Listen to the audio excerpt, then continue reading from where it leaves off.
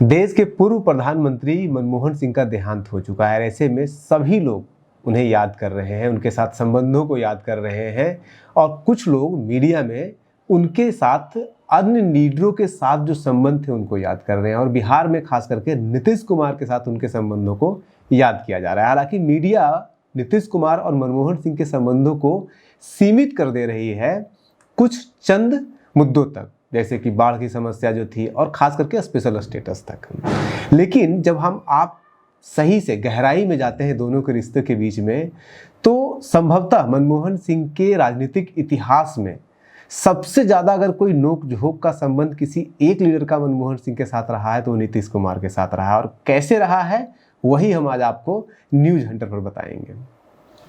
कहानी शुरू होती है 2008 में। 2004 में मनमोहन सिंह प्रधानमंत्री बनते हैं और 2005 में नीतीश कुमार मुख्यमंत्री बनते हैं। अंत में 6 से कवायद शुरू होती है विकास की और हर तरफ विकास बिहार में होना शुरू हो जाता है। 8 में पहली बार मनमोहन सिंह और इन दोनों के बीच में नोकझोंक की पहला एग्जाम्पल मिलता है और वो एग्जाम्पल मिलता है 2008 में, जब मनमोहन सिंह की सरकार गिरने वाली थी।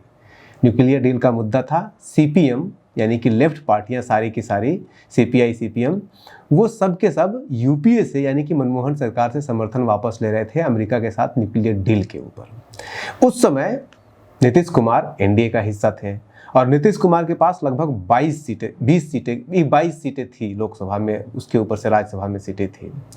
तो इनका सपोर्ट क्रूशियल था ताकि न्यूक्लियर डील साइन नहीं हो और नीतीश कुमार जेडीयू नहीं चाहती थी कि मनमोहन सिंह की सरकार कंटिन्यू हो, न्यूक्लियर डील साइन हो, क्योंकि वो एनडीए का हिस्सा थे। लेकिन जेडीयू के दो लीडरों ने, लोकसभा सदस्यों ने जेडीयू के खिलाफ जाते हुए न्यूक्लियर डील के सपोर्ट में वोटिंग किया था और उन दो लीडरों का नाम था, एक रामस्वरूप प्रसाद और एक पीपी कोया करके थे।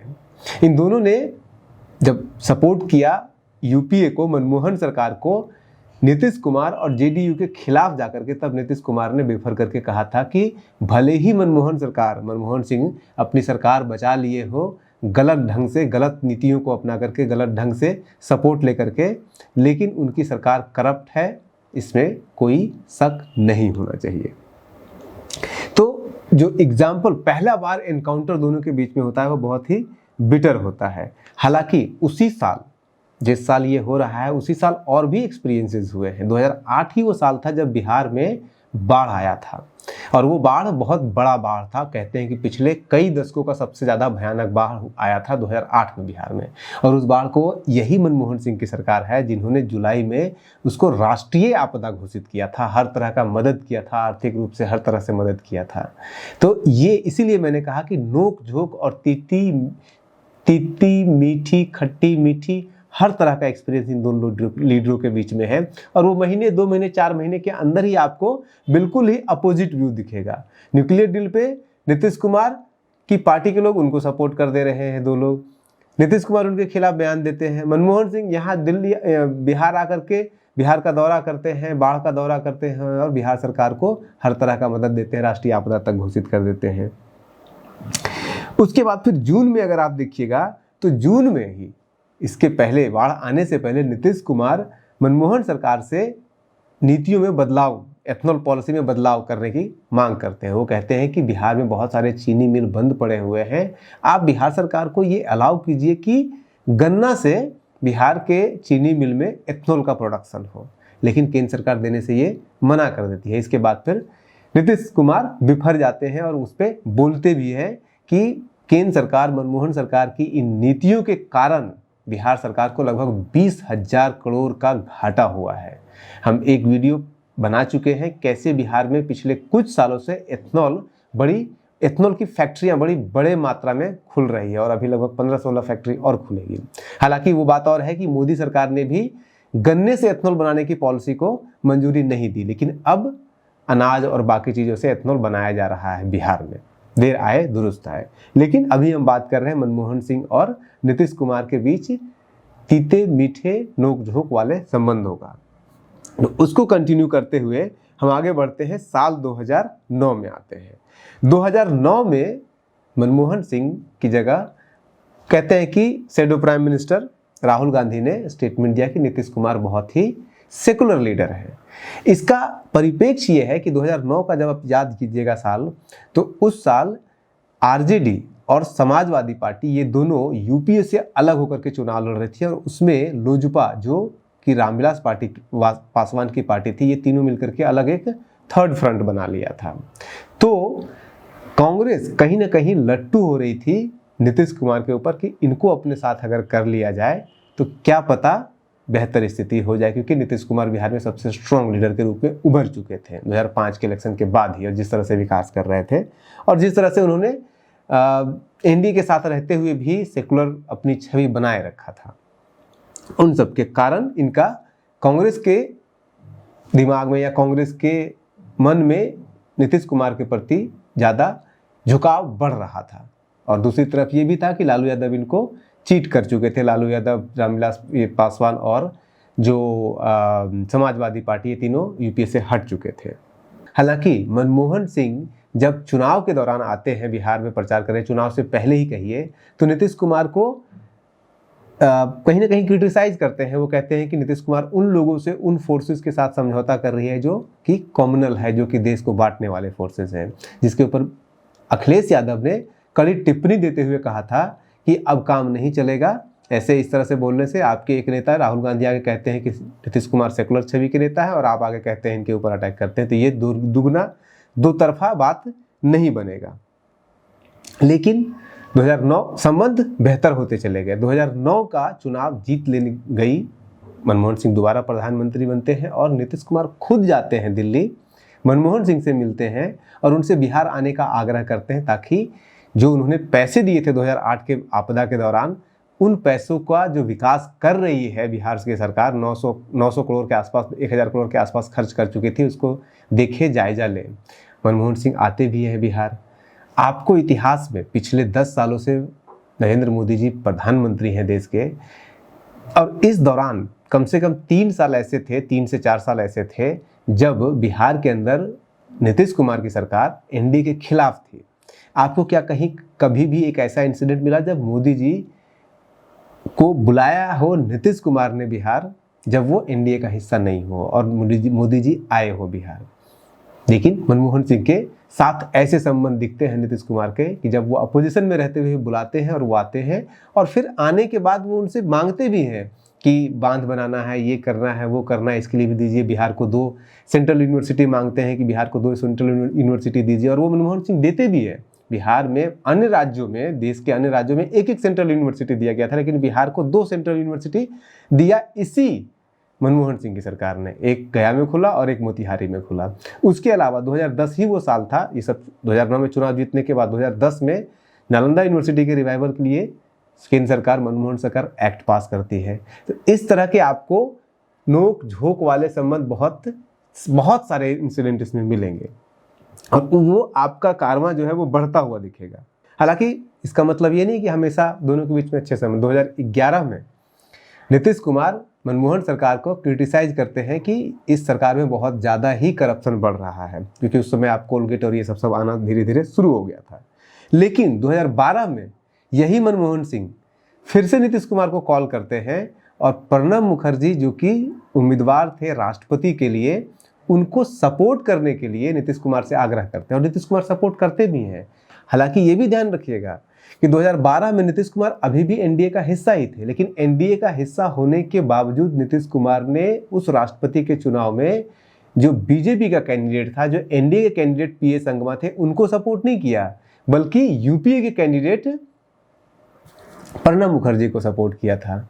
और भी आगे चलिए, या फिर थोड़ा सा पीछे भी जा सकते हैं। साल 2010 का जब बिहार में चुनाव हो रहा था, तो उस चुनाव के दौरान अररिया के नरपतगंज में मनमोहन सिंह ने नीतीश कुमार के ऊपर हमला करते हुए कहा कि बिहार में एक नेता है जो अपने आप को सेकुलर होने का दावा करते हैं, दिखावा करते हैं। दिखावा शब्द उन्होंने इस्तेमाल किया, लेकिन वो है नहीं।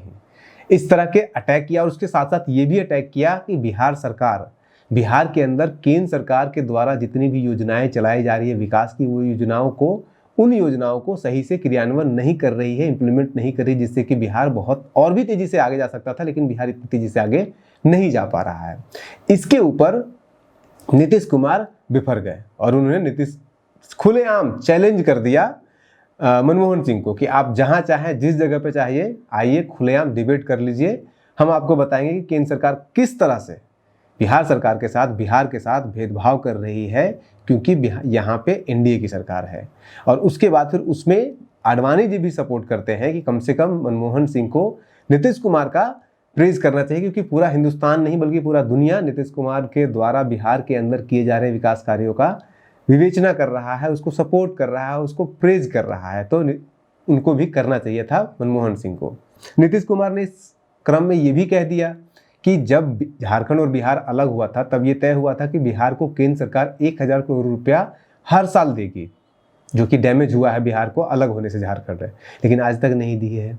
हालांकि ये वही मनमोहन सिंह की सरकार है कि न सिर्फ 2008 के बाद न सिर्फ मनमोहन सिंह उन 1000 रुपये पर मंथ का जो इंस्टॉलमेंट है बिहार सरकार को वो देना भी शुरू करती है, 8000 करोड़ एक साथ देती है, उसके बाद हर साल देना शुरू करती है, बल्कि 2011 आते आते उस 1000 के अमाउंट को 2000 भी कर देती है। वही मनमोहन सरकार, जिस मनमोहन सरकार पे नीतीश कुमार इतने सारे आरोप लगा रहे हैं।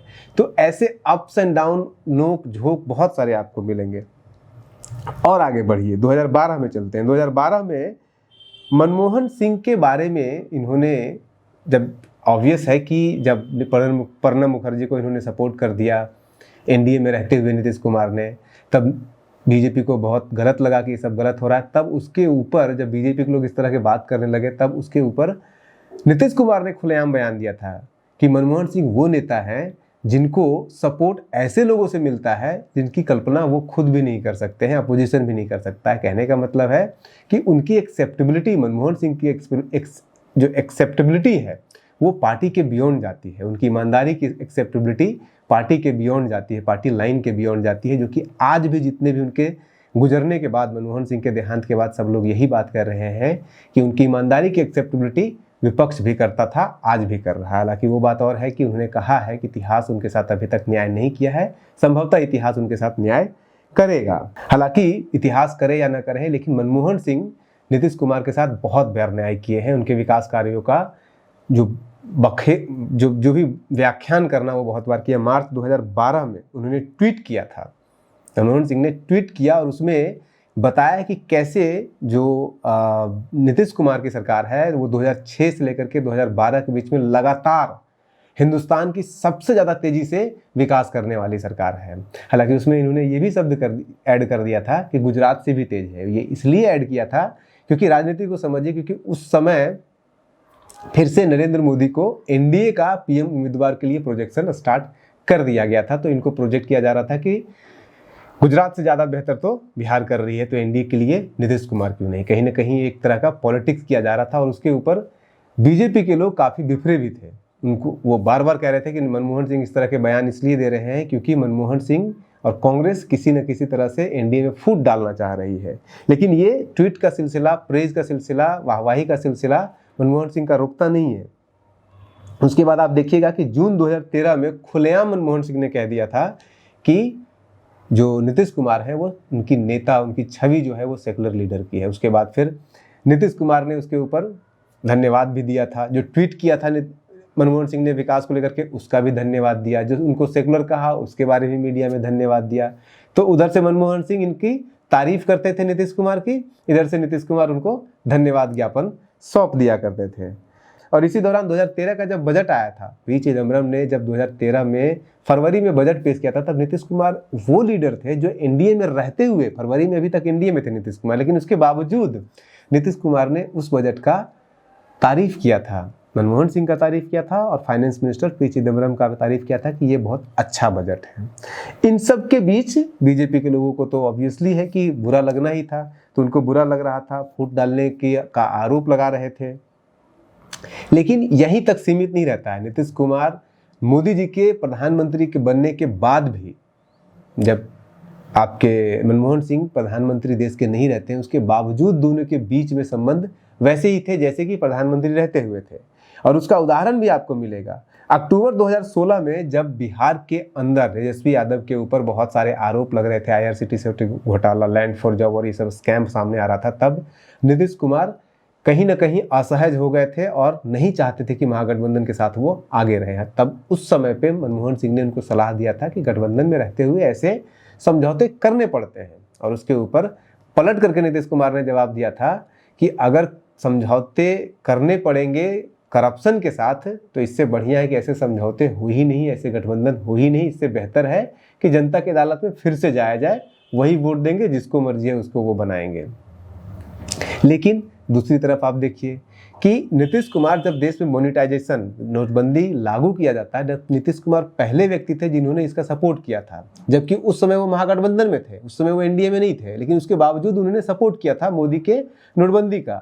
लेकिन जब मनमोहन सिंह देश की संसद में खड़ा होकर के और उन्होंने इस मोनेटाइजेशन पॉलिसी का विरोध किया था, उन्होंने कहा था मॉन्यूमेंटल क्राइसिस है, ये मिसमैनेजमेंट है, फाइनेंशियल मिसमैनेजमेंट है सबसे बड़ा, तब नीतीश कुमार के सुर बदल गए थे। नीतीश कुमार ने फिर मोदी सरकार को कहा था, एनडीए की सरकार को कहा था कि आपको विपक्ष के सवालों का जवाब देना पड़ेगा। अगर मनमोहन सिंह कह रहे हैं तो उनकी बातों के ऊपर उनकी बातों को सीरियसली लेना होगा, और अगर वो कह रहे हैं तो जरूर इसमें कुछ न कुछ प्रॉब्लम है। ये नीतीश कुमार के बोल है। और कुछ ही दिन के भीतर, कुछ दिन पहले प्रेज किया, फिर कुछ दिन के भीतर जैसे ही मनमोहन सिंह ने कहा कि नहीं इसमें गड़बड़ है, इन्होंने कहा हाँ गड़बड़ हो सकता है। तो इनके बीच में ऐसे संबंध आपको बहुत सारे मिलेंगे, और नोटबंदी या इस तरह के बहुत सारे आपको एग्जाम्पल मिल जाएंगे। हालांकि इन सारे संबंधों में आपको एक चीज तो आपको कॉमन दिखेगा।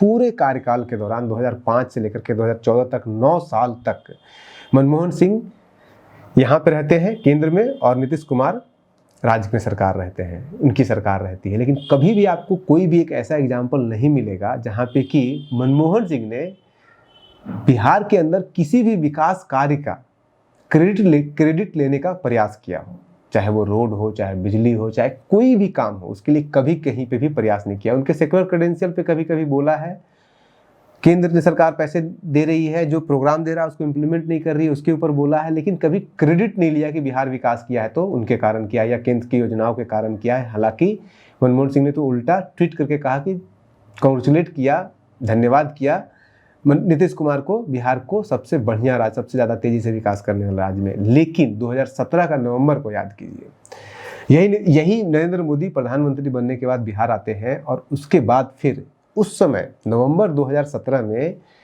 एनडीए में शामिल हो चुके होते हैं नीतीश कुमार। उस समय वहाँ पे आने के बावजूद यहाँ पे नरेंद्र मोदी ये भाषण देते हैं कि बिहार में 2014 से, शब्द को याद रखिए, 2014 से लेके आज तक, यानी कि 2014 से 17 के दौरान बिहार में जितने सड़कें बनी है उतनी सड़कें आज़ादी से लेकर के 2014 तक नहीं बनी थी। ये कहीं ना कहीं सिर्फ कांग्रेस का विरोध नहीं था, ये सिर्फ कांग्रेस को नहीं कहा जा रहा था कि आपने विकास नहीं किया, बल्कि ये कहीं ना कहीं नीतीश कुमार को भी कहा जा रहा था, क्योंकि 2005 से लेकर के 2014 के बीच में सड़कों का जो काया पलट नीतीश कुमार ने किया था उसका सारा क्रेडिट नरेंद्र मोदी ले रहे हैं। लेकिन पक्ष में होते हुए, एनडीए में दोनों थे, उसके बावजूद क्रेडिट ले रहे हैं। लेकिन कभी मनमोहन सिंह ने किसी काम के लिए, विकास कार्य के लिए, बिहार के किसी विकास कार्य के लिए क्रेडिट लेना उचित नहीं समझा।